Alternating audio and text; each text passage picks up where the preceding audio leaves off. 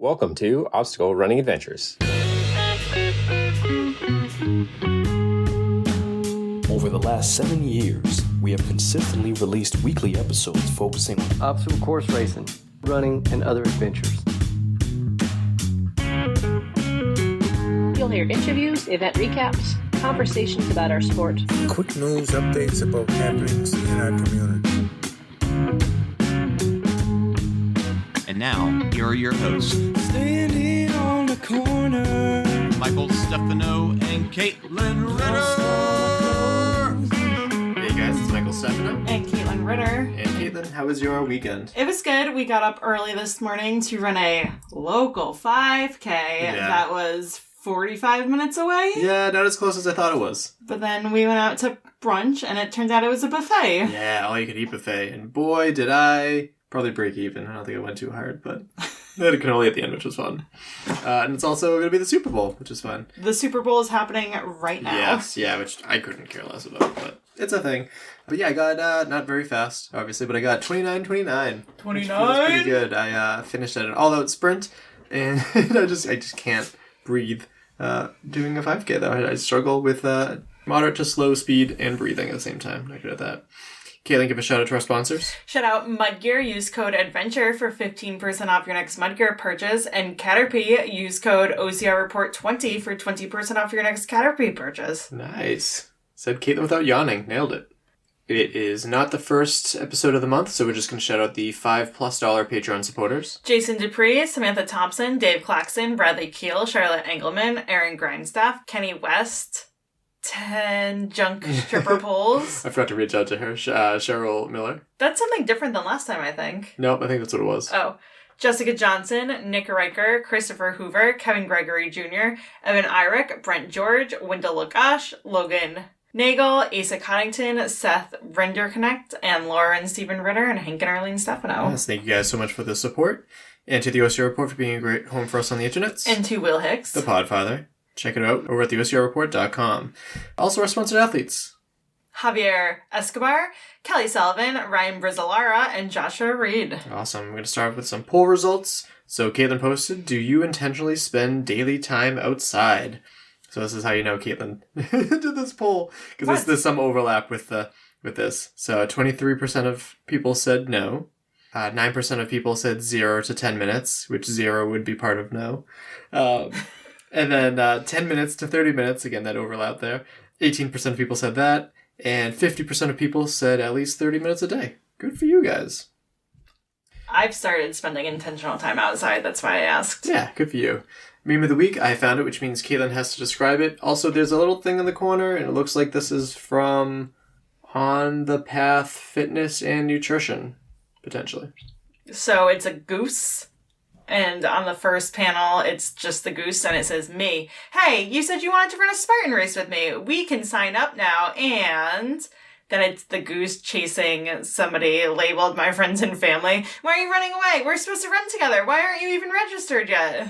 Yeah, I thought that's pretty funny. It's funny. Geese are really scary. I know that very well. They were used as like attack dogs on like ships in World War I remember hearing. Really? Yeah.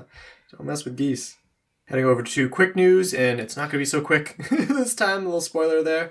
But first off, to anyone that's listening to us on Google Podcasts right now, please take the time to change to a different podcasting app. They are going to be going away, and we do not want to lose you as listeners. There's already some issues going on with stats, and I think we've already lost a few listeners. We don't want to lose you as well, so please subscribe on one of the many other podcast apps out there. There's Overcast and Spotify and Purple Podcast app. Yeah, well, that's for Apple users, and yeah. So we don't want to lose you. Also, the Buck Furpies comedy fundraiser and the New England OCR Expo. The Buck Furpies comedy night is March 9th, and the New England OCR Expo is April 20th. So links down below again, for all these news stories down below. But it'd be great to see you guys there. So this is something we've known about for a while, and we meant to talk about it last episode, but MudGear released the MudGear Speed Ruck shoes. So they teamed up with Mark Jones to come up with what makes a really good rucking shoe. Mark Jones, if you're not familiar, you haven't been listening to the show for a while, he's a very good rucking athlete, and we've had him on the show quite a few times. And I believe they also teamed up with VJ Shoes and making sure that they are good shoes too. So go and check those out. Speaking of teaming up, Tom Brady announced he is merging TB12, his wellness company, and Brady Brand, his apparel company, with the Boston-based sportwear brand Noble. He is hoping to form one complete wellness company. So if you're a CrossFitter, you probably are very familiar with the Noble company. Yeah, it's funny. The way you said Noble the first time, it sounded like you were saying Noble. Oh. N-O-B-L. No, Nobull. I would not describe Tom Brady as noble. Ooh, shots fired. Spartan Race announces the location of the 2024 Kids World Championships, and it is in China, which I'm very excited for. China seems to be a very big, growing market for OCR. For those unfamiliar, I'm just now getting to know a lot more about it. But it is going to be in the Genting Resort Secret Garden in Chonglai, China. And I'm looking for the date, and I'm not seeing the date. I wish the date was in this post, and I cannot find it. Oh, there it is. So kids from ages 9 to 14 will compete on August 17th. Some more Asian Spartan news. Caitlin? Spartan Race Japan has collaborated with Hello Kitty, and their collaboration has been confirmed. There will be t-shirts in adult and kid sizes and stickers available at the Ibaraki race venue. And they're super excited. Yeah, a lot of people were shitting all over this, saying like, Hello Kitty, are you serious?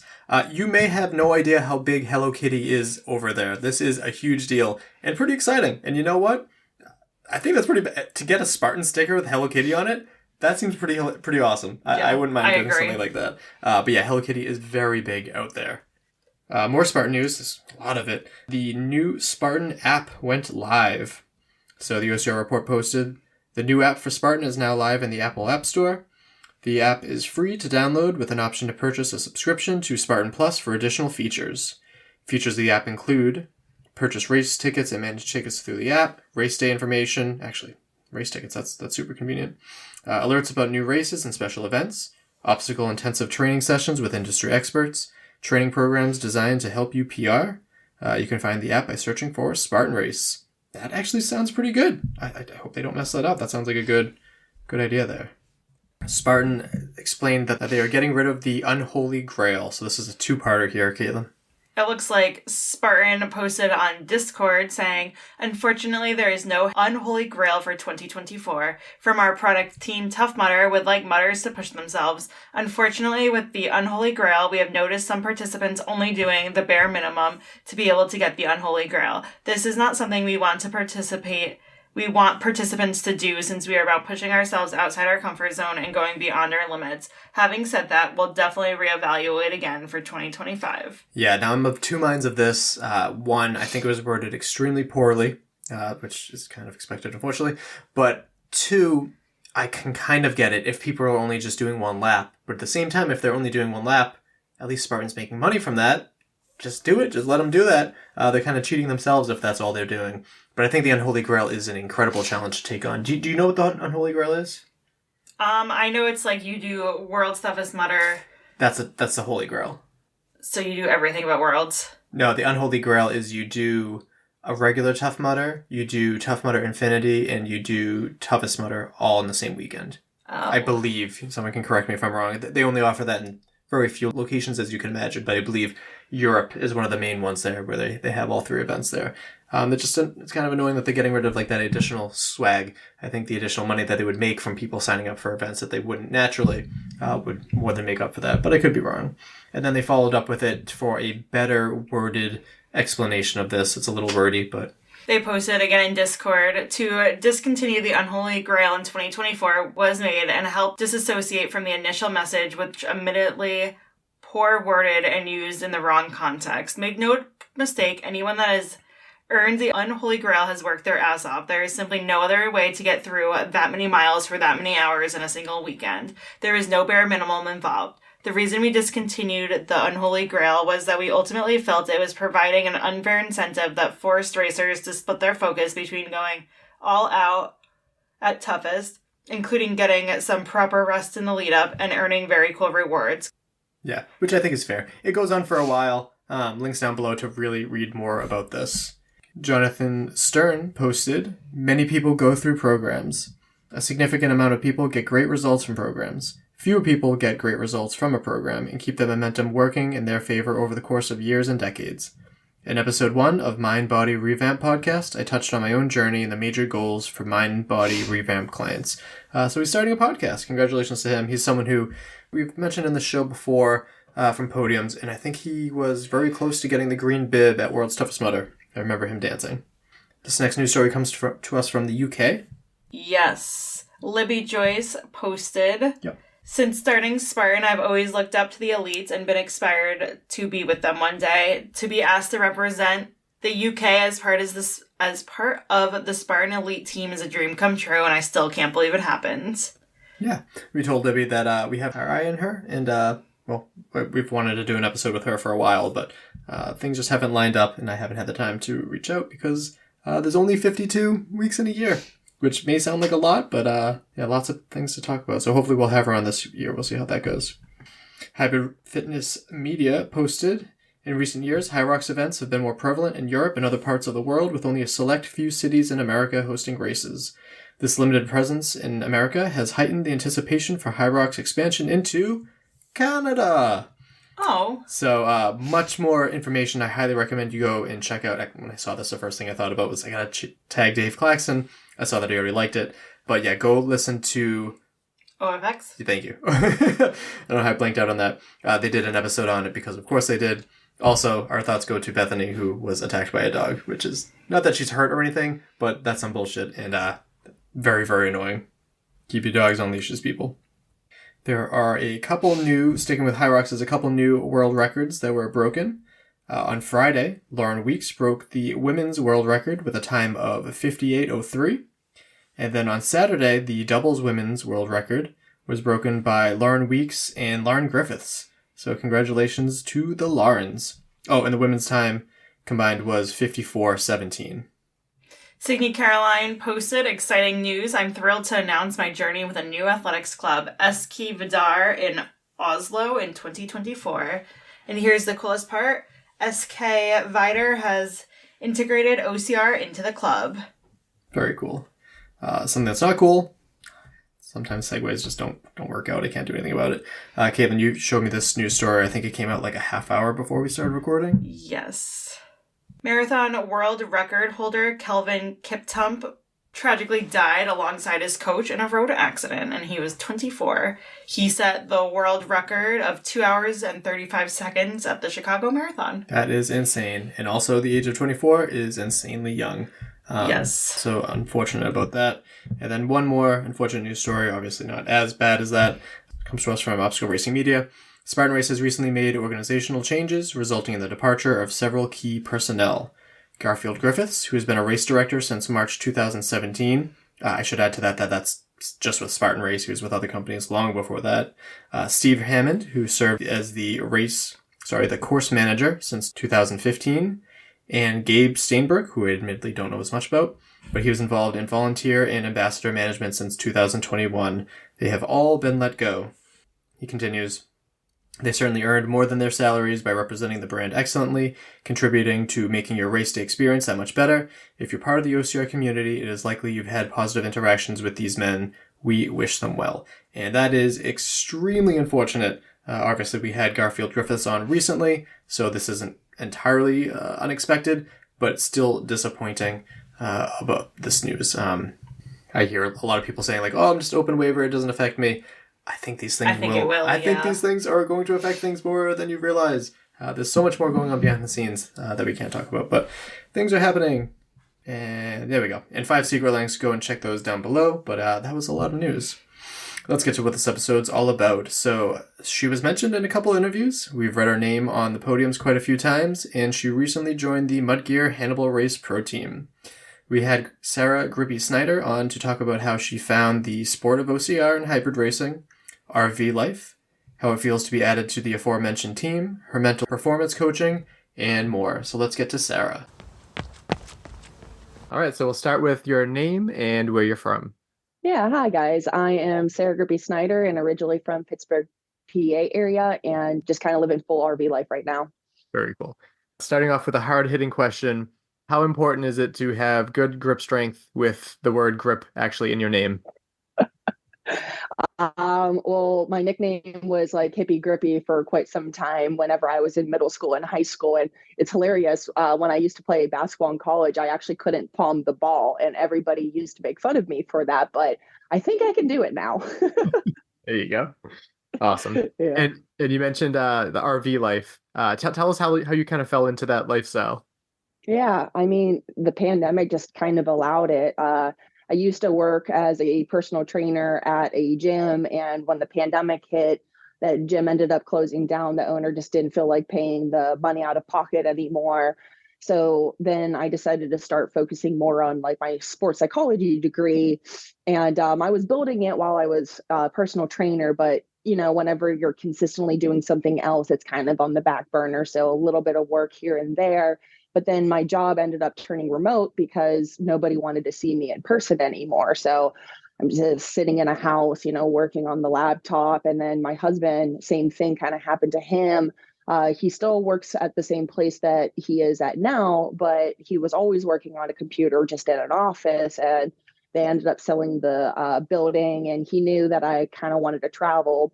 When I first met him, he knew that I was trying to get out of my home state. My home state. Like I bounced around from Ohio and PA for quite some time. And then when I met him, he got a full-time job in my hometown. And I was just like, okay, I guess I'm staying here for a lot longer. Then when the pandemic hit, so we had about 2-ish years of us being together, he's like, hey, do you want to try this RV life? And honestly, my mind was just like, what are you talking about? Like living in an RV? I had no idea. Like I couldn't comprehend that yet. And then eventually we just started going to RV shows to see what kind of rigs we could possibly buy. And then it started to make a little bit more sense. And now since I think summer of 2021, we've been doing it for that long now. And I don't want to go back. It's been awesome just being able to experience the best, the worst. It's just eye-opening compared to just being in your little bubble in your hometown all the time. Yeah. There was, I mean, the pandemic as a whole was horrible, but there were some great things that came from that. A lot of people working from home, less commute, less cars on the road. It's been pretty great. I did telehealth for my job for like 3 months, which didn't work out well, but I love it for other people, and I'm pretty jealous of you guys able to kind of, work at your own pace in terms of like where you are and everything like that. That's pretty amazing. Yeah, I agree with that. Yeah. So let's get into like the sport and everything. How did you find obstacle course racing, hybrid racing? What did you find first? What's your athletic background, all that fun stuff?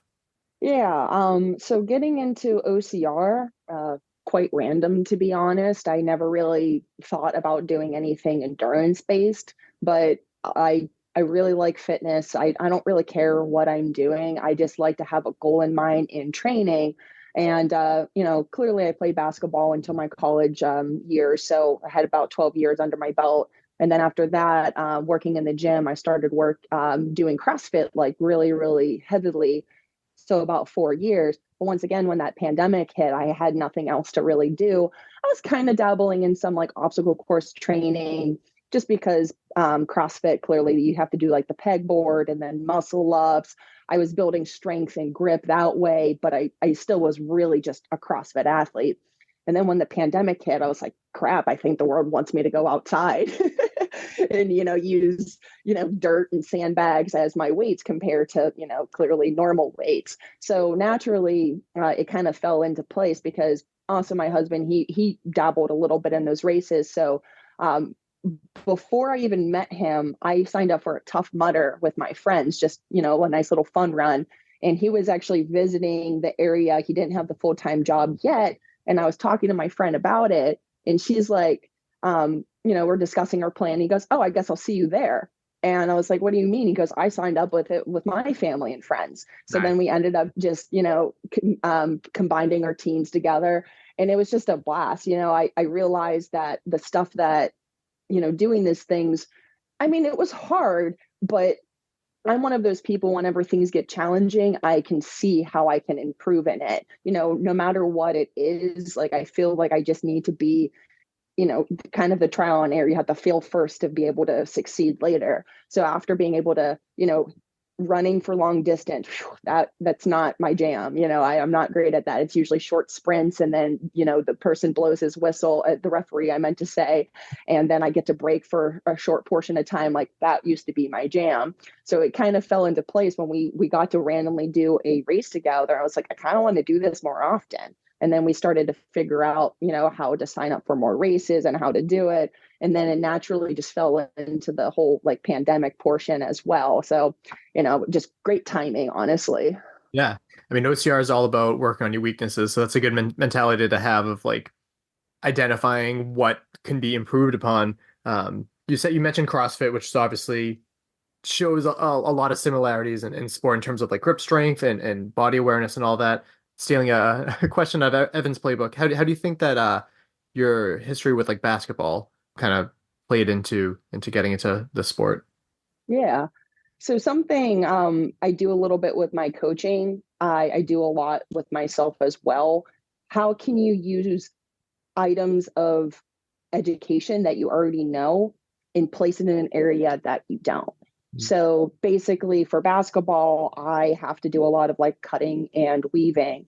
So whenever I was trying to figure out certain placements and stuff, I would relate my basketball training and try to implement it as much as I could for CrossFit, as much as I could for obstacle course racing. And then like just being able to utilize what I know in that and translate it over. And I do that with almost anything, because clearly with being a hybrid athlete, no matter what kind of training you're doing, I think you're getting a step closer to being good at this hybrid world. So like swimming, I know I have a bit of a background in swimming as well. I stopped in middle school, but the skills that I had kind of stuck with me. So being able to utilize, just that kind of motion whenever I didn't want to run anymore, because, running every single day puts a big toll on those knees. So like just being able to use what I knew in different spots of my, background, and then very specific on what you need to do.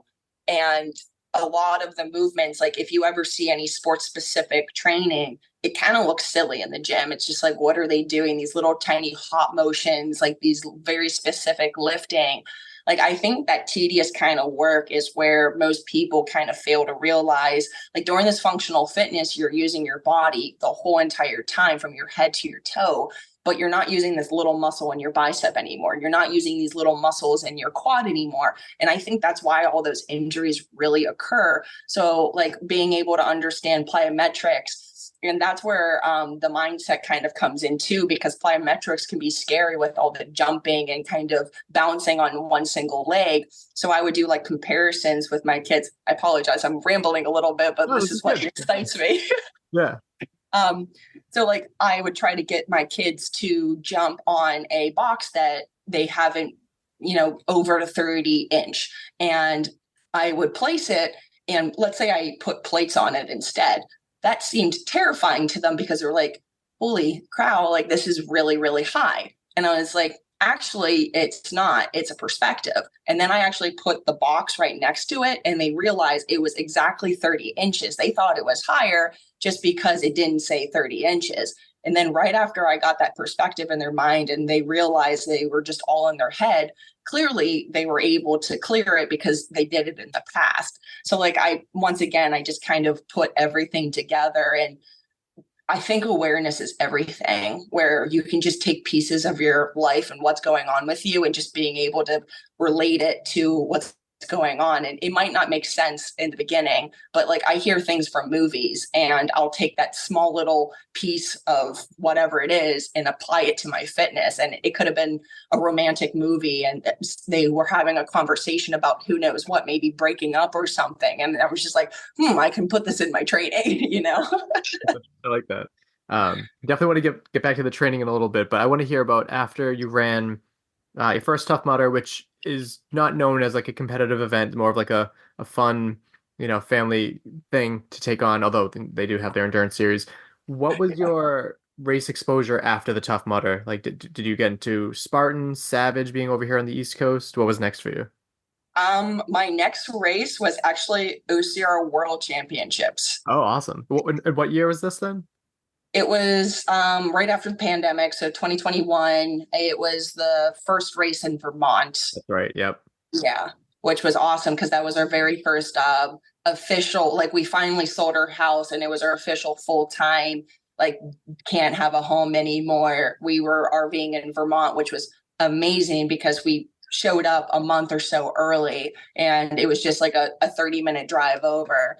But the reason why I scheduled that is I wanted to put the toughest race that I could think of in my face, because right when I was exposed to that, I knew the amount of training I needed to change, like my training plan already.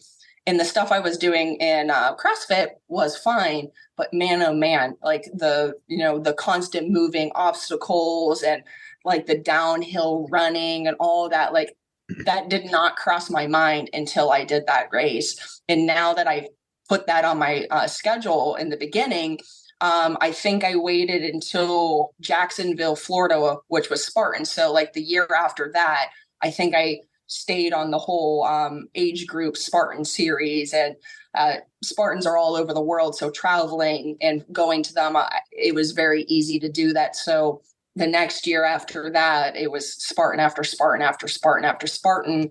And then things, with the whole OCR world kind of changed a little bit. So a little bit of Spartan, a lot of Savage, a couple, like I did a Bone Frog, Tough as Nails, just any kind of obstacle course race that I could find that was close to me and within driving distance. Like, once again, I'm game for anything. Like, I just like physical activity, training for something specific, getting better every day is what I'm striving for. Yeah.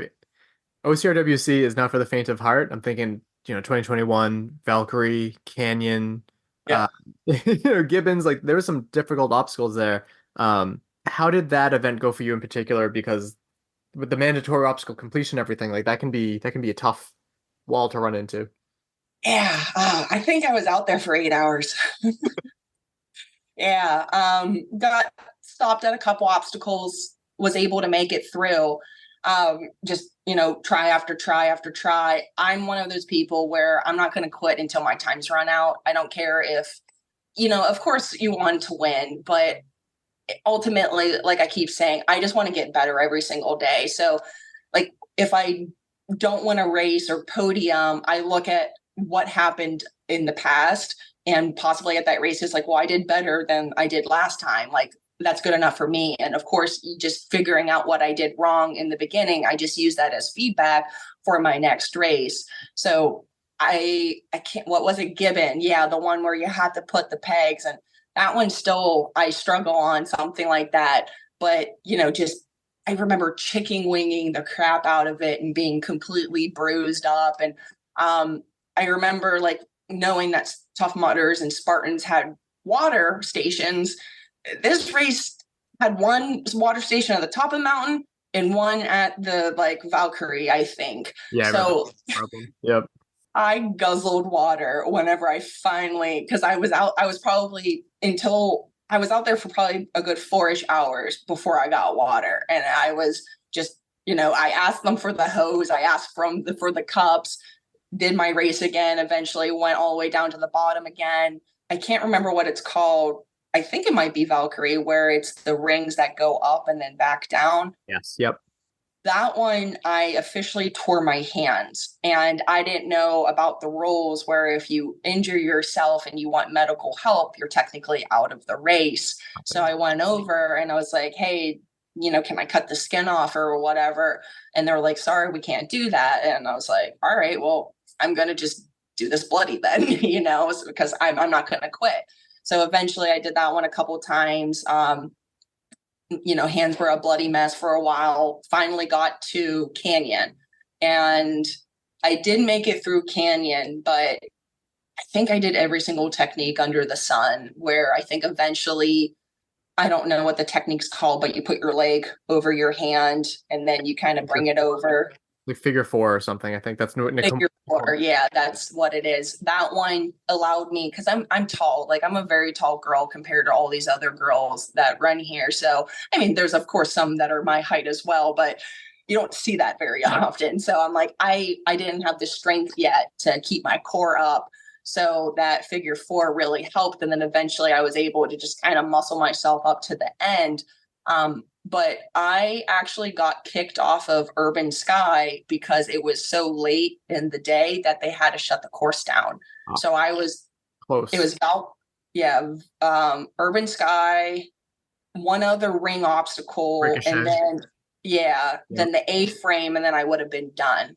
And just I was inches away from hitting that bell, but just with so much exhaustion through my body, I just kept falling and falling. And having I did end up getting tape. There was somebody that was racing and he had some tape, so Nice. I was able to get some, but it's just started bundling up a little bit. But overall, like I said, I was so happy that I was like, I didn't even think I was going to make it. Completed every single obstacle other than Urban Sky because I wasn't allowed.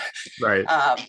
So the next year when I got to Urban Sky, it was butter. It was like, I was like, wow, I didn't even realize how much that it was technique based. Like you can be strong, but if you don't know how to swing your body and use the momentum to your advantage, like that's, I don't know, I would say about 80% of it. And then the rest is, I would say 80% grit after that too. Like I know it's over 100, but hey, some of these races you have to give 200%. Yeah, no, absolutely. And then another race that you mentioned that I don't know anything about, Tough as Nails. What's that? Yeah, so Tough as Nails actually goes to, it's based out in Wheeling, West Virginia. They do a whole race weekend where I think they have a marathon, half marathon, and then the Tough as Nails race. And the Tough as Nails race is just a good, fun time. It was during Labor Day weekend, and I didn't feel like going to a party because that's not my jam anymore. I don't care to do the whole drinking scene anymore. So I decided to drive over to Wheeling, West Virginia, and something what we do in our RV life, we always touch base back home to go see family, friends, go to do the doctor's appointments, and then just kind of take a break from the constant wanting to go see things. Because when we're in places, of course, it's really easy to get overly excited and want to do too much. So when we go home, it's just go see the doctor, go see the friends, go see family, kind of do our due diligence, I guess, and go from there. But Wheeling, West Virginia is only a 45-minute drive from where my hometown is. So it was just a nice, easy day trip. And it was a blast because Wheeling, West Virginia is very, very hilly. And we weren't on like trails, but the roads were steep. Like I got over 1,000-foot elevation after that race. So obstacles weren't really difficult, but it was just kind of fun once again to do a fun race after competing so much that I just had a good time. And there was like a portion of where you swam in a pool and just like ducked under some stuff. And you would kind of, what's it called? Like just pull like a really light tire and then put it back and like little obstacles. But yeah, like it was, oh, I wanted to say too, it wasn't just outside. Some of Wheeling, West Virginia, it's not a great area anymore. So there's a lot of buildings that are abandoned. So you actually got to run through them. So it was really cool to like just all of a sudden I was going up some steps in a building and then we came through a parking lot and then we were in another building and then we were outside again. So yeah, that was just a cool little feature to be able to do stuff like that. Those kind of smaller OCRs are what my favorite thing is all about. Like when I first got into the sport in 2012, I'd say from like 2013 to 2015, there every single weekend there'd be an obstacle course race, and just like you said, like in and out of buildings, there'd be ones with zombies where you have to try to like take your flags and this and that, and I definitely miss that. So it's good to hear that there's some more local ones floating around out there, which is awesome. That's great. Yeah. Awesome. And then let's talk about hybrid. So admittedly, that's not something that I've gotten to yet. There's some that I have on the schedule that I plan to do. What brought you into hybrid racing? Honestly, I feel like if you ask me what my strong suit is, I'm a lifter. Like I just feel like I've been in the gym since day one. So like something that whenever I was training for Spartan, I think I just ran like for a year. Like I kind of lifted, but really didn't do it too much. But anytime I go into a gym, like give me a week and I'm already back into where I kind of left off. I might have lost like 5 pounds of strength, but my body adapts so much better to that. Like running, it's good for my soul. Yeah. I don't want to say that I like it. Running outside, of course, I like, just because I get to enjoy what I get to see and experience. And there's a lot of gratitude when it comes to that. But when it came to the hybrid world, I was like, if I didn't go into OCR right away, I feel like DECA would have been really like easy for me to get into high rocks. Now with the running, I don't know, because that's a lot of sprinting and lifting where like I either sprinted and, tossed a basketball around, or I would sprint and do some obstacles. Like DECA style, I feel like it's easy to get into something like that because even though it's tough, it's very manageable. I haven't done a high rocks yet. Thinking about doing Miami. I'm not 100% sure yet because it's also the same weekend as the Spartan Jacksonville race as well. You said that's a busy weekend. Yeah. So just thinking about the volume, I know that I can do, but once again, do I want to race just because I'm good at that kind of race, or do I want to race because I enjoy the race? And when I played basketball, of course, I liked what I was doing, but after a certain point, like you're just doing certain things to make coach happy. And then it's like you have all these film sessions you have to go to. And then, of course, you have to do your recovery before and after. So by the time my end of my day is like I went to class, and I had like a lifting session where I'm supposed to have lunch, but I didn't get to have lunch. And then I would have to have practice from 3 to 6. And then I would have to go to physical therapy before, and then film session after. It just felt like a job. And that's why they say college basketball is a job. So when I do the fitness world now, I want to do it because like my body feels good. I'm listening to my body. If I need to take a rest day, take a rest day. If I want to do this race, do this race. But of course, being part of, the MudGear-Hannibal pro team, there's different benefits with that. So now I'm considering, okay, like clearly it's an OCR race. Getting exposure doing a Spartan would probably be more ideal than a high rocks, but I haven't done high rocks yet. So what should I do? So that's why going into the hybrid space, I'm interested in it now just because my body adapts really well and lifting stuff's fun. Awesome. Now you mentioned the MudGear-Hannibal Race Pro team. Let's segue into that. How does it feel to be one of the new recent additions to the team? Yeah, it was honestly a nice little surprise. Like I knew that I've been racing consistently and I was hoping that eventually, something similar to this would happen to me. And then when Evan ended up reaching out to me, I was like, oh, cool. Like I was, like I said, hoping that this was going to happen. I was just part of the team, I think roughly around Christmas, maybe January. So I haven't been on the team for very long, but, I'm just trying to learn about the sponsorship and, of course, how to utilize the sponsors the best and like what races would be good to do. But I mean, my teammates, they're fun. And I knew a couple already before this. So it's just nice to once again have a friend that is now a teammate. And now we get to kind of have a little bit extra camaraderie, I guess. Yeah. I mean, Evan is known to be like the ultra OCR man. Like he literally wrote the book on it, but he's also very knowledgeable in, there's not many sponsors in this space, but how to get the most out of what you can in this sport. I think he does very well with, and he exemplifies that well in the pro team too. Obviously mainly MudGear, but there are also other great sponsors along the way too, like Aurora and I shouldn't start naming some, but it's pretty great. So who are some of the other like members that you're friends with? So Noel Medina, I think that's his last name. Yep. And then Jamie, I'm not going to even try to say her last name. Savage. Yep. Yeah. Savage girl. And then I'm trying to think. I wasn't really friends with her, but we raced a lot. I don't think we ever actually got to have a full-blown conversation, but Vivian as well. I've seen her, a lot at races. And then I don't know about anybody else. Everybody else was kind of like, I don't know who you are. Oh, I've heard your name before, but I've never met you. Yeah.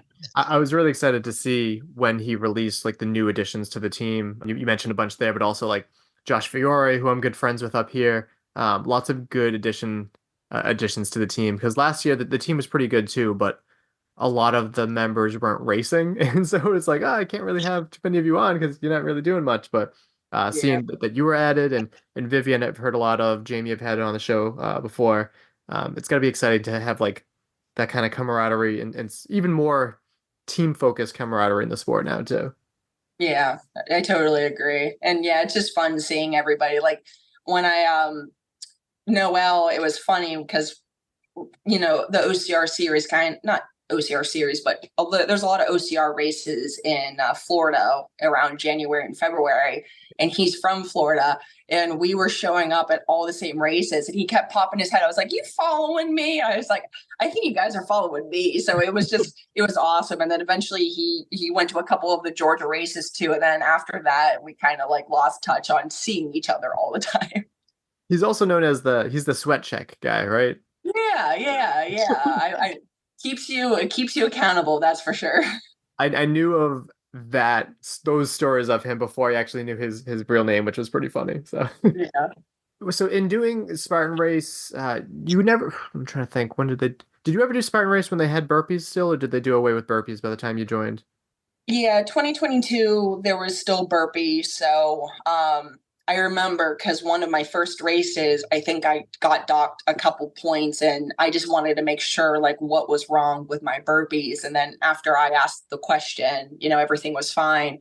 But yeah, there was a lot of burpees at, what race was it? I think it was the Georgia race. It was just wet.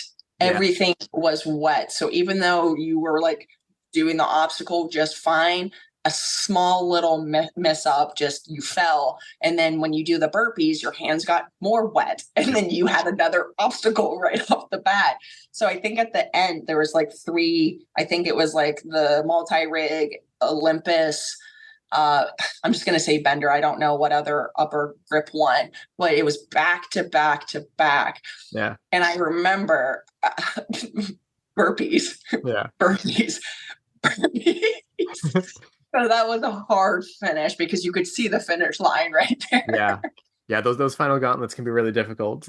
So what are your thoughts on the like mandatory obstacle completion, penalty loops, burpees? Like, what's your preference? I wish that it would just be, 100% completion. Yeah. Especially when it comes to the elite space, because you can tell that there's some people that do just take the opportunity to do the penalty loop. At least when it was burpees, nobody wanted to do that. Right. Or the penalty loop, it's a little bit easier to.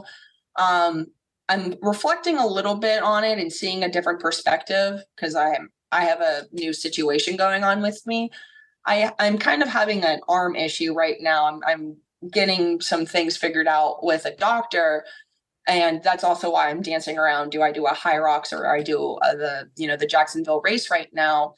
And honestly, the Spartan race is more appealing to me because like if I'm feeling like, hey, I can't do this obstacle right now, I can just take the penalty loop. Right. So I do agree when it comes to that space because I still want to be competitive. I still want to run as hard as I possibly can. I still want to put all my effort into it, but I don't want to be dumb. Like that's where I see the difference. But of course, when you're putting your heart and soul into the race and you see somebody just taking the penalty loop, like it does crush you a little bit because you don't know what they're going through. So I will say I was a little bit more, angry about it, we'll say. And now that I have this bit of a arm issue going on, I do have a bit of a different perspective. So I do see it's like, okay, maybe they're dealing with something because I have met people in the past where they're like, well, I had to go do the penalty loop because they also were having a shoulder issue. Mm-hmm. And at that point, I didn't understand that. And now I get it. It's just like, okay, like you still want to be consistent,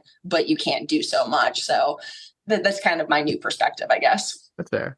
And then talk about obstacles themselves too. Being in the sport for the duration that you have, like, are there any obstacles that you still haven't quite mastered yet? Any obstacles that you dread seeing out in the course, whether it's Savage, Spartan, or OWC? Olympus, just depending on the weather and where it's placed in the race. Of course, that one is very different or challenging to do. Just with being a big girl again, whenever I sink and hold my arms straight, that's a lot of weight, holding back. So I have to kind of keep close to be able to do that. And if my hands are wet or, my legs are soaked or whatever, it just makes it more challenging. Spartan, they kind of had to stop doing it. It was the give and take. I've passed it, but I know that I really have to dial in and get myself. I always have like a key term that I say to myself. I say nice and tight, because if I go into it and I don't say that, I end up going too loose and I'm not as aggressive. So when I say nice and tight, I know, just be strong, stay out there, do your thing. So that one kind of, look at it. Okay, we're doing this one again. OCR Worlds, Canyon, anything that's like a low rig, because once again, being a big girl, you have to hold your body weight up. Yeah. And it's challenging for that. But as long as you can put your feet in holds, that seems to be a little bit more ideal. Anything that you need to have consistent lockout is just tough. I don't have a specific obstacle for that, but I'm just trying to think of like OCR Worlds. There's just a lot of obstacles like that. Tough Mudder. No, not Tough Mudder. I meant to say Bone Frog. Mm-hmm. They threw some good ones. I did the Lancaster race. Okay, so under new ownership. Yeah. Yeah, it was in September, I believe, last year. And that one was also cool. A little bit similar to Tough as Nails, where you start off in the fields where you're just in grass. And then eventually you actually go into the stadium and you're running the steps and like doing more of a stadium kind of race. So that was really cool to do that.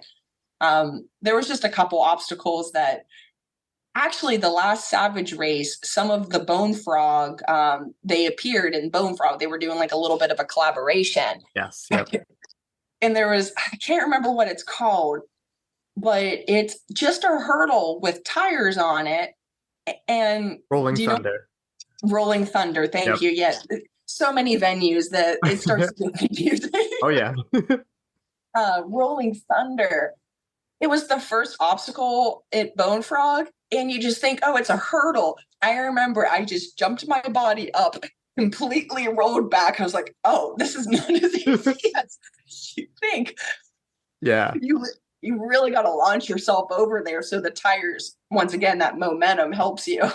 I love that obstacle. Actually, going back to Evan once again, he was doing like video for OCR Buddy, and he was videoing me going over that obstacle. He's like, wow, you really like flew through it. I'm like, it's one of the only obstacles I'm really good at. I can jump. I just throw my big self on it and just roll off of it and just keep running. That's a fun obstacle for sure. Yeah. So with another big change going into the new Spartan year is the competitive changes for Spartan Race, in terms of like, it's all going to be like one wave more or less. Like there's no picking age group, there's no picking elite. What are your thoughts on that change now? Yeah, it's kind of hard to think about it just because I haven't gotten to experience yet. Right. I do agree with. I understand that if you wanted to have a smaller knit competition, age group is fun, but I mean, I do it too, but if you don't want to run an elite race, you can jump down to age group. And sometimes that's not fair, because if I'm racing an elite now and just jumping down age group, like, yeah, I'm getting first, second, or third because I'm in a different space than them. Right. So when it comes to that, it's going to stop people that like me that have done that in the past from doing that. It might veer some age groupers away just because they did like being able to have just that community, a small community, and being able to race. Like I know there's this one guy, he really likes running age group. He could run elite, but he likes the people that he's racing with, and he gets to, be competitive with them, be friends with them. And that's what he liked to do. So whenever, if I do end up going to like the Jacksonville race, I feel like, I'll have a different perspective on it, because clearly it's just kind of, the news, the nonsense yet, because who knows what it's really going to be like if you haven't got to experience yet. Yeah. I like that it takes like the decision making out of it. So like, because like when you're signing up for a race, you don't know what, how you're going to feel that day. Like, am I just going to kind of take it easier and do age group, or should I do more competitive, like elite? And also like, speaking of the community too, I totally get that in terms of like age group, but I also think of like, if you have friends in other age groups that are similar paces, like you'll be able to run with them, but that comes with the issue of like, how well are they going to figure out the wave, like speeds and stuff like that? Who's going to try to like cheat the system? How are they going to, keep an eye on that? That remains to be seen. But as a whole, I'm optimistic. I like, because it's just how like Savage does it, and albeit Savage is a lot smaller, I like how they run their competitive series that way. Yeah, because I do agree with that, where you are always in the competitive heat, and if you don't get first, second, and third, then you kind of get thrown down to age group, which, I mean, I think that's fine. I mean, if I'm running elite, usually, at least in the age group I was in, my birthday was February 1st, so I'm officially 30 now, so I'm in a different age group if I chose to do that. Yeah. But being in the 25 to 29, most of the elites are podium there, so getting a quick, easy first place, like personally, just because of where I want to be in these races, getting a medal for something like that that doesn't matter to me, it doesn't. I understand why it matters to other people, because they're not trying to be in a different space. Like, they're trying to just stay consistent, have fun. That's something like, cool, guys, look what I got to have, like, and show everybody. Yeah. When I fly, it's just a pain in the butt having an accident. Sorry, I ran a race. I promise it's not real, stuff like that. But I do agree with you. If you are all competitive, and then if you don't podium, you get dropped to age group, I see that being just a fine system. Yeah. It should be interesting to see how that goes for this year. But getting back to training, again, we talked about how, I feel that a lot of people's New Year's resolutions by February usually kind of fizzle out, all the more reason to like get a coach and become like accountable for the things that you're going for. So tell me about your mental performance coaching. Yeah, it's widely different depending on who comes to me, and especially being in the hybrid space, everybody's backgrounds are completely different and ages are completely different, and it's just a blast to be able to see that. But you are right, like, there's so much that happens around December, like November, December, where they're enjoying their time being with family and friends, and they just keep saying, I'll start January, I'll do this January. But then when January hits, there's just so much no. And like, when we tell ourselves no, we want to do it more. This is where I feel like the perspective of the more, if you tell yourself not to do it, the more that your mind goes in wanting to do that. And that's kind of like when you go in an obstacle, you don't want to tell yourself don't fall, because if you say that, you're going to fall. Like, that's it, right? Your mind is not smart enough. It can't hear no. It just hears fall and understands what that means. So when it comes to, just seeing how people's mentality is, I try to create more of the awareness. I feel like that's how I start off with anybody, where it's like, okay, you're putting all these limitations on yourself. How's that going for you? And then they kind of just tell me how it's going. And I'm not happy. I'm always hangry. I feel like I'm working out hard, but I'm completely exhausted. It's because they go from 0 to 100 and they're not creating a habit, like a lifelong habit. Have you ever got to read the book Atomic Habits? That is really funny that you asked that, because I have that open as a tab to buy that from Amazon. I swear it's Atomic Habits by James Clear. Yep, that's on the tab. Yeah. I listened to the audio book. I'm really bad at opening up a book and taking time to read. I'm more of a, like, to me, it kind of feels like I'm listening to a podcast when I'm listening to an audio book like that. But he talks about the 1%. And if you just do one thing, like 1%, get 1% better every single day, that's a small atomic habit change. And that's what people fail to realize. They're like, I want to eat healthy. I want to exercise hard. I want to do my gratitude journal every single day. I want to see my friends. And the list just goes on and on and on, because even though us humans can multitask, doesn't mean that we should. Right. Our brains only can compute at one time. And actually, our brains are very similar to computers, even though it seems like there's a bunch of systems going on. A computer only can code one thing at a time, and there's files, and our brains are similar to that. So right when we start multitasking like crazy, we can't comprehend what's going on anymore. We start to get lost in this space, and then you don't do anything at all.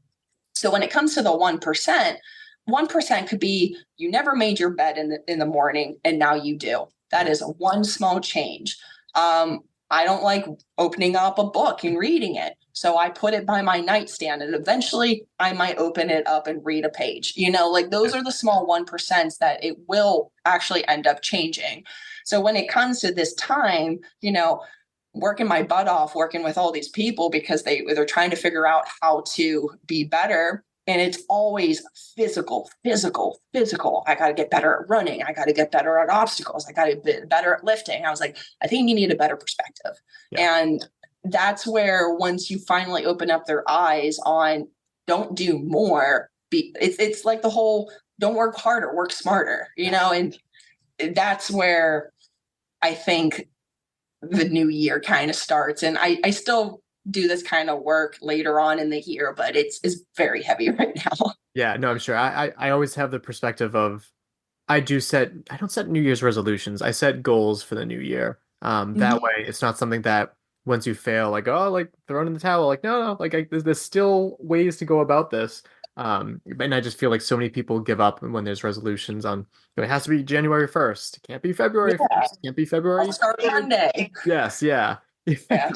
And so just dealing with that too. But I like what we spoke about, because I'm a behavioral analyst. I like when you talk putting the book behind, like by your pillow, like if you see it there, you're more likely to do that. So kind of setting up your environment for success is massive. And I think a lot of people overlook that. Yeah. And you were even talking about goal setting. I feel like when people hear the word goal setting, that's, old news, it's boring. Oh, I've done that multiple times. The way that I like to explain it to people, it's like, okay, what kind of impact do you want to make in this world? And the word impact is just like, ooh, that's sexy. That's exciting. That's exhilarating. I want to make an impact in this world.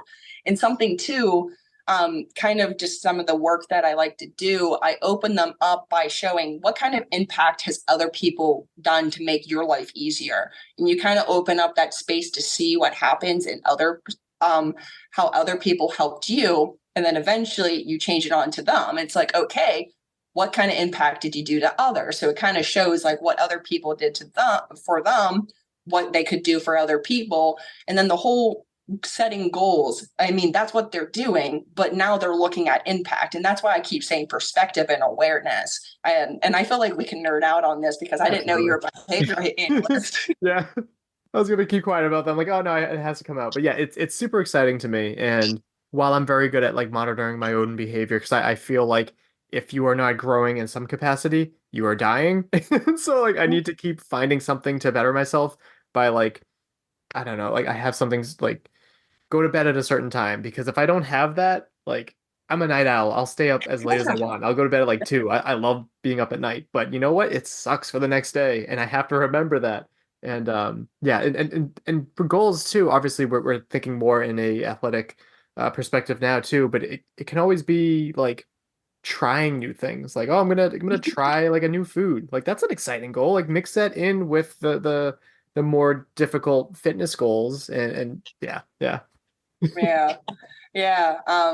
I like how you said try too, because of course a crazy buzzword is confidence building, and everyone wants confidence, and it's just like confidence isn't a feeling, it's an action. Yeah. And kind of like what you said, trying a new food, that's confidence in just trying a new food. Like, yeah, it kind of bothers me when people say, I don't like that food. I'm like, have you tried it? I'm like, it just doesn't appeal to me. And it's just like, at least, eat it. And if you don't like it, spit it out. And now you actually don't like it.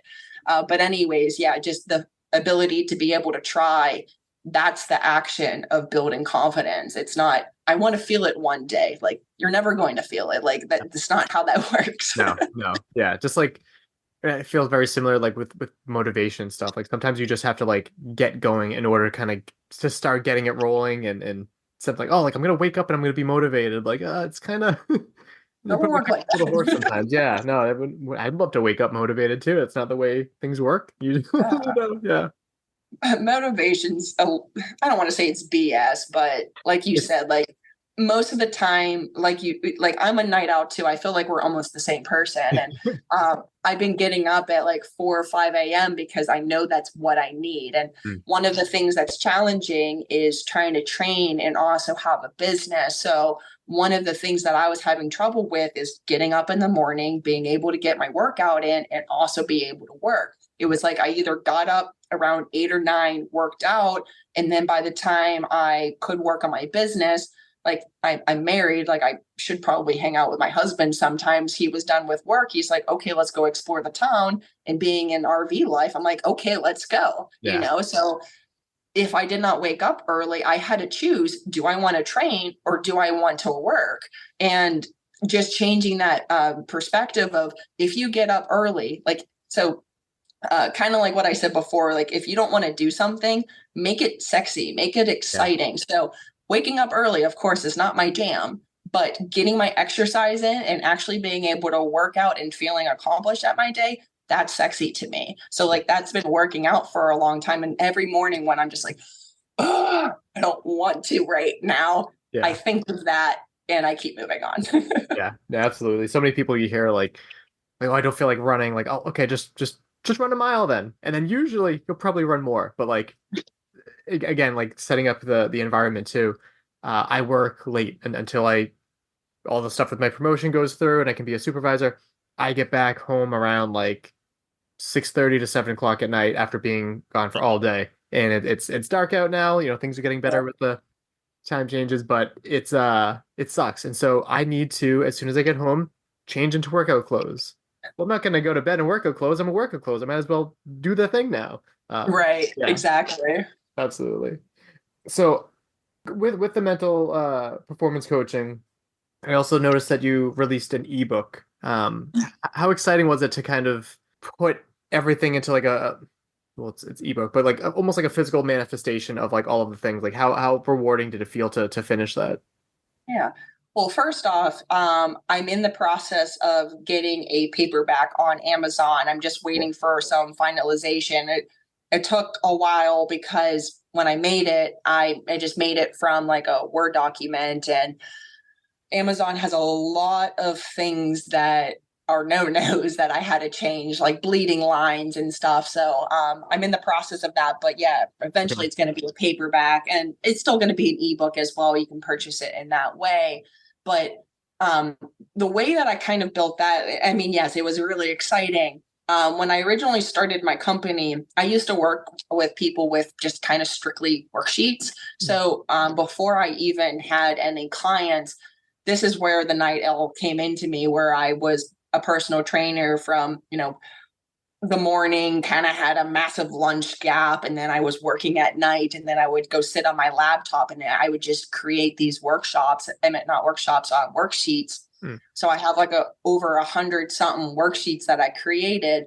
Basically, I kind of refinalized and found the most important ones, and I created the workbook from there. So actually getting to, when I made them, I was a different person. And then whenever I looked at them again, I was like, oh, that's not great. Oh, this should be, said a little bit better. Oh, I don't like that exercise. And I was able to, just from a couple of years of difference, because I just got my degree, I didn't understand the language, because when you talk to your clients, the language is really important. And if you're just saying, do this, do that, like nobody's going to listen to that. No one wants a leader. They want somebody to be able to help understand what they're talking about. Yeah. But finally, when I got to finish that, it was just awesome that, I was able to find another way to explain to people what I do, because I think a lot of people don't understand what we do. I think they think it's just like a quick life hack or just do this small habit. It's like, no, like there's a lot of behaviors that you do. And depending on that, these worksheets are going to be completely different on how you look at it and how you view it and see it. So like when, let's say I was working with a team and we're all doing the same worksheet, you can tell that people would just copy what somebody else was right next to them. It's just like, that defeats the purpose. Like that's not tailored to you anymore. You're just thinking like whoever's next to you. But yeah, I'm excited. I'll let you know whenever it's officially on Amazon. I hope like 3 more days, I think. That's exciting. And you mentioned the word impact before, and it comes kind of full circle with this. My supervisor always tells me, like, when you're talking to somebody, you don't want to have all these fancy words. It's all about like intent versus impact. Like you intend well, but you have to make sure that like the words align in a way that they understand and you're able to help in that way too. So not always like dumbing it down, but just rephrasing things. It's a difficult thing that I'm sure you have to face a lot with coaching. Yeah. I mean, you have to speak the language that everyone understands. And if you don't have a degree, using the fancy words, it means nothing. And honestly, it's just, like if me and you jumped off here and we wanted to nerd out and go on all the technical terms, that's great. Yeah. But we're making each other better as a practitioner, not, I mean, of course we can apply it to our own lives, but when you're talking to somebody that wants to get better in their, pre-race routine, or maybe they need to have a better form of decompressing after a competition, or I really don't just look at competition either. I go the whole holistic approach where if your family life is not okay, clearly when you go into competition, you're probably thinking about that. Your mind's not completely in that space where you need to be. How can we make your family life or whatever's going on so your competition is better? So it's kind of a whole, it's everything, as you know. Yeah, that's a smart way to go about it too, because when it comes to working out and exercise and training, stress is stress. And so if you can minimize it here, you're able to work on it more here too. And that's something I'm still trying to find a better balance with as well. Who isn't? Yeah, exactly. Something else that your coaching has is incredible gear, ranging from jerseys to sweatshirts, headbands, sleeves. How cool is it to have like all that fun stuff? Yeah, I mean, people might not know who I am, but they know what I wear, and I wear the same thing over and over again. And of course, anybody else can buy and purchase that stuff. So originally when I created it, I was trying to create kind of like a 3GX community where we would all race together and wear the gear, just kind of like what you see like Bubbles does. Everybody's wearing the underdog stuff, and the Cleveland the Cleveland Club or something. Oh my God, it's gonna bother me. There's the corn-fed Spartans. I don't know if they still exist. That was one where they all had jerseys. The New England Spartans back in the day when they were big. Yeah. I think when I created it, the whole Legend Born team, I mean, it was after the pandemic, so I feel like it was less people were doing it, I guess. But anyways, like I love having the gear, and it's just nice that like, hey, my race jersey has a massive hole in it. I'll just purchase another one. And now I have a nice, race gear. Yeah. So the sweatshirts are fantastic too, because whenever I was putting my tents out at these races and, some of these races, they're not very warm. So I was able to just, toss that on. But yeah, it's great to have a brand where I don't have to speak all the time of what I do. The clothes catch people's eyes, and then honestly people don't even know that it's my company. They think that I'm sponsoring somebody else, because that's usually how these athletes are. So I mean, eventually that I've been in the sport long enough, I think that the people that I see consistently understand that now. But overall, like I even went to so I'm part of ASP, which is Association of Applied Sports Psychology, and they had a conference up in Orlando in October, and I wore my gear there too. And I ended up talking to somebody because I've created a community with the other CFPCs, and I jumped on a call with him and he goes, "Were you at the conference?" And I was like, "Did you see this shirt?" He goes, "Yes." I said, "That was me." Awesome. Yeah. That's great. And that's, I mean, that we try to do that with like our shirts and jerseys and stuff too, and give them out to athletes. It's a good way to kind of just be recognized, like they may not recognize your face, but like they recognize the clothes and more of that. Yeah, that's awesome. It's kind of bringing a dog with you, because I have my lab husky with me. People recognize him all the time. Yeah. Oh, okay. Yeah. I love huskies, and yeah, that's that's great. That's a good mix there. Yes. And speaking of Legendborn too, do you also have like some sort of partnership with them too, where if like they get a jersey, I thought I saw something where it's like they get the jersey, then there's like some coaching deal or something. Oh, that was not a partnership with Legendborn. Okay. So kind of like what I was talking about with that whole 3GX community. If you wanted to buy a shirt, I was creating a space where if you bought a shirt, you could be in these bi-weekly calls where you can question and answer me. And then same thing, we can create a community where maybe we meet at specific races and go race together. It once again, with the whole Legendborn clothing, there's less teams. And I mean, Legendborn's expensive too. So if you don't need a jersey and you already have one, most people aren't buying that anymore. Yeah, no, I have one Legendborn jersey. It was OCR, actually before it was CRWC. It was just North American OCR championships. And my friends were like, "Oh, let's get like a jersey and we can just do it together." And they just found like an eye-catching one, and it was OCR Addicts.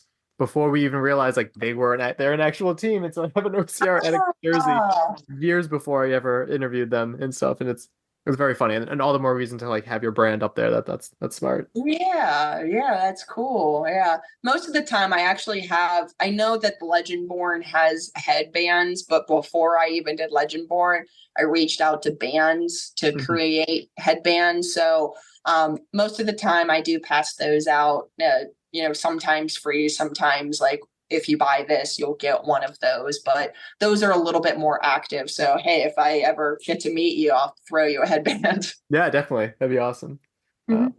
Getting back to racing and stuff, what races do you have planned for 2024? You mentioned Jacksonville, potential High Rocks. What's on your race calendar so far this year? So I never actually create my race schedule. I kind of let it just go as I please. With traveling, of course, that's really depending on where we are specifically.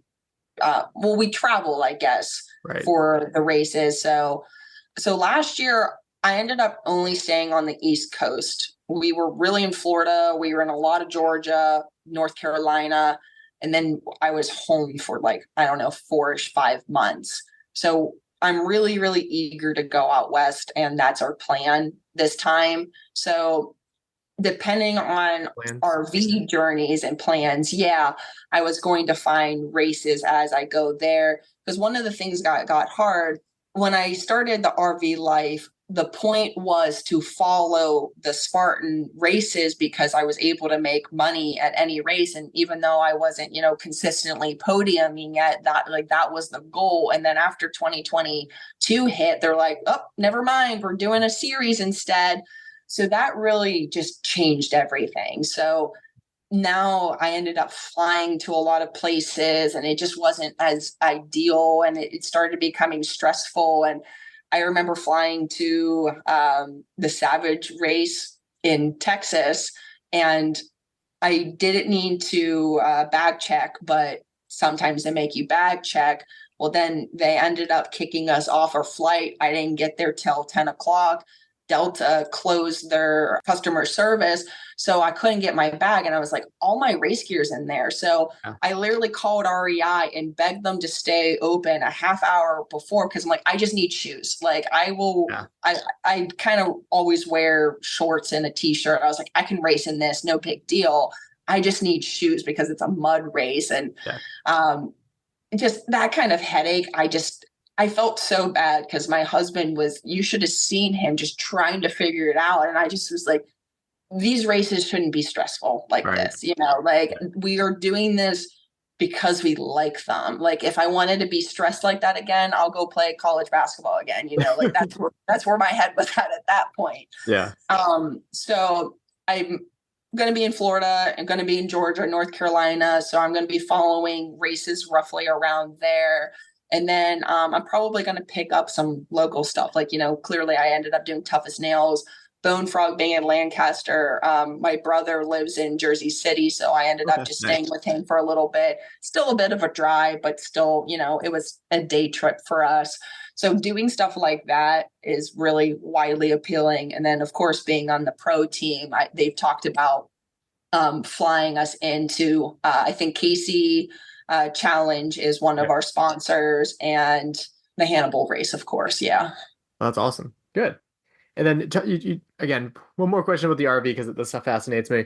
With being able to travel pretty much whenever and wherever you want, what are your favorite training spots? You said you're mostly on the East Coast, but what are some spots that stick out to you most?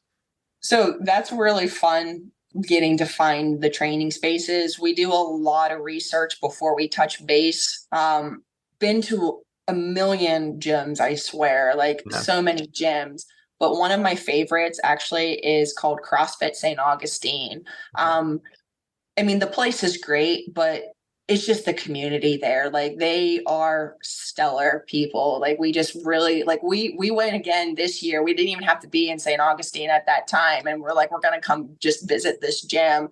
And of course, them just being coaches, they use NC Fit, which NC Fit can be used at any other CrossFit affiliate. And we've done NC Fit at other gyms, and they're just, once again, stellar coaches. Let's just say that there's a lifting portion that we have to do, and you have 20 minutes to do, your 1 rep max back squat. They will lay out okay, from minute 0 to 2, you're trying to get 5. And then from 2 to 4, you're trying to do this. You can tell that's elite coaching right there, because when I went to another gym, a different spot in Florida, he's just all right, this is your workout, let's boogie. And that was it. It's just and it was the same exact workout. And I felt like I wasn't getting the training that I needed. So Gotcha. They're stellar. And it's awesome too, because they actually have a physical therapy place right attached to it. So I remember I was kind of having that shoulder issue roughly around then. And I was just hey, can I, get evaluated? He's yeah, you want to see me tomorrow? And I was great. And, I could just, after going to, let's say I worked out that day, let's say I did a 6 to 7 o'clock class, I would just walk over to his place from 7 to, 8. So that was also really awesome. Now, when it comes to training, we mountain racing and mountain biking and hiking and all that. Yeah. We love Brevard, North Carolina. It's about 20-ish minutes south of Asheville, North Carolina. Okay. Yeah. It's by DuPont and one of the Pisgahs, I believe. Not by Black Mountain. Black Mountain's more up. Asheville is here. I know I'm just drawing in there. I'm visual too. That's it. Gotcha. Well, good. Yeah. To have your spots. Yeah. Yeah, when it came to the East Coast, that's one of our favorite spots to go. And we're going to be going this year again. We just got new mountain bikes because Homeless stole them in October in Orlando, Florida. So that was great. But wait, yeah, what happened to them? Some homeless. We were literally in a RV park in Orlando, and they, I guess, come and go in that park, and they stole our mountain bikes right off of our RV. That sucks. And I'm in the market for a bike now, and I know how expensive they can be too. That's yeah. Yeah. We're capped out for a while. Yeah, that's lower. So where can people follow you on social media? Where can people reach out for coaching and all that? Yeah, so if you want to follow me on socials, Instagram, it's literally my business name, 3GX. If you just type that in, I should pop up. But the whole name is 3GX Mental Performance Training. I have a Facebook page, same exact way. I have Twitter, but I don't use Twitter, so let's not do that.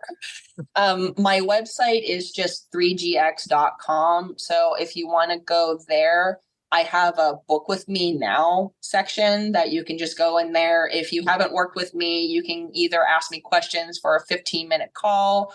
I do free consultations that are 30 minutes. You can just go in that area. And then, of course, if you want a session, you can go off of there. But if you have any additional questions, you can just email me at Sarah, which is SARAH. Don't forget the H. That's really important, at 3gx.com. Awesome. And also in your bio too, you have the link to your training guide as well too. So yeah, I know that will eventually be changed. There'll still be a link there, but it'll just be linked to Amazon instead. Awesome. Well, Sarah, thank you so much for taking the time. Great to finally have you on the show. I've heard a lot about you from your fellow competitors, and looking forward to seeing what you do this year. Awesome. Yeah, it was a blast talking to you, and yeah, let's nerd out a little bit on our careers. That would be awesome. Welcome back. Thank you, Sarah Grippi-Snyder. I'm sorry that my autocorrect keeps saying Sarah Gripping-Snyder. It's very annoying. For related episodes, not too long ago, episode 368, I believe Cassandra Gill was someone who referenced her when talking about other women that she looks up to in the sport, but I could be wrong. I think so. Links down below, so would you kindly check it out? Subscribe and follow wherever you get your podcasts. As Mike mentioned earlier, you need to find a new podcast player if you use Google Podcasts. Yes, please, and thank you. Leave us a review if you feel so inclined, and follow us on social media. We are on Facebook and Instagram at Obstacle Running Adventures. Yeah, obviously we're not very big on social media, but it does kind of suck when our Instagram posts bomb. Which the last two did. Like, I swear there's like a lot of people that listen. They just don't like our posts sometimes. So please like our posts, or just send us a message. It's good to hear from a lot of you. We did have someone reach out not too long ago. Oh, and there were 3 people that recognized me at the 5K earlier today too. Means a lot. Nobody recognizes me. That's okay. You can also support us over on Patreon for as little as $2, as many as $10. We'd appreciate it. Coming up next, I can say it because I did the interview earlier today, but I have an interview with Andy Reid, who is the founder of OCR Adaptive Athletes. So, going to have a conversation about that, which is pretty good. Caitlin, let's close out with a joke or a quote. I've got both. What is a ghost's favorite month? What? February. Oh, I couldn't figure out where the boo was going to go. That's fair. And then my quote is from Messier Eckhart, and suddenly you knew it's time to start something new and trust the magic of new beginnings. Nice. Well, that just about wraps it up. My name is Michael Stefano. And my name is Caitlin Ritter. And we'll talk to you guys next week. Bye. Bye. Thank you for listening. If you enjoyed this episode, please be sure to subscribe to our show and write us a review on your favorite podcast app. You can also follow us on Instagram and Facebook and connect with us there. Most importantly, we would appreciate it if you shared an episode with a friend so we can reach more ears and continue to effectively shine a light on the people in our sport, as well as the events that we are so passionate about.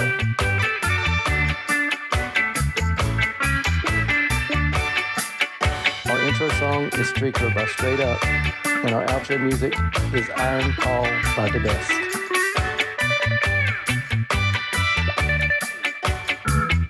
Honestly, wherever the weather is kind of warm right now, so like that's how I follow the sun. That's totally fair. It's warm in Boston. Right now it's like 50 right now, which is kind of ridiculous.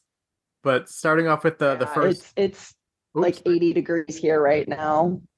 You got a 5-second delay. Am I lagging really bad? Yes, and the video is how other people do physical activity, and then I did a lot of sports performance. My headphones just disconnected. I don't know why. You changed a little bit. When I originally started doing the OCR, when I used to, tongue-tied right now. Good. Go Taylor's boyfriend. At the, what do you call it? The Superb Owl? Superb Owl. Ridiculous. I thought about doing something at the beginning, being like, and we're so excited to say that, and then we would say both team names won the Super Bowl, and I could just edit out whatever. Oh, that would be funny. Yeah, that's whatever. Do you want me to go Way too much make effort. you a bowl of chili? Chili time!